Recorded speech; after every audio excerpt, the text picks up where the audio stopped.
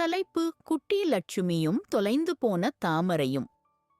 பிரகாசிக்கும் ஒளியுடன் கூடிய தங்க அரண்மனையில் சிறிய லட்சுமி மென்மையான மற்றும் பிரகாசமான வாழ்க்கை வாழ்ந்து வந்தார். அவள் ஒவ்வொரு நாளும் தன் தோட்டத்திற்கு தண்ணீர் ஊற்றினாள். தாமரை மலர்கள் விளையாட விரும்பிய இடம். ஒரு நாள் காலை அவள் மூச்சுத் திணறினாள். ஐயோ அன்பே, என் ஒளிரும் தாமரை அதன் வரிசையில் இல்லை.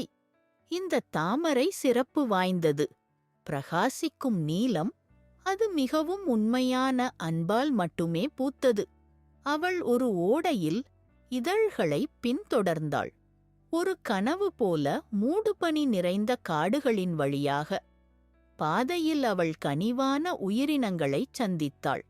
ஒரு ஆமை, ஒரு அன்னம் மற்றும் ஒரு நடனமாடும் நத்தை. ஒவ்வொன்றும் அவளுக்கு புதிர்களுடன் இனிமையான துப்புகளைக் கொடுத்தது. அமைதியாகவும் துடிப்புடனும் அவள் அனைத்தையும் தீர்த்தாள்.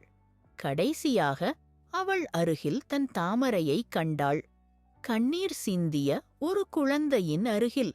என் தோட்டம் வறண்டு விட்டது என்று குழந்தை சொன்னது. பூக்கள் பூக்கவில்லை, நிறம் இறந்துவிட்டது. லட்சுமி சிரித்துக்கொண்டே பூவைக் கொடுத்தாள். அப்போதுதான் அது மந்திர சக்தியால் பூத்தது.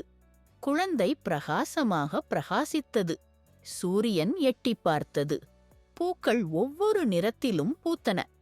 லட்சுமி கையசைத்து நடனமாடினாள். அவளுடைய அழகான நாளின் மகிழ்ச்சியில் இதயங்கள் நிறைந்து வீடு திரும்பினாள்.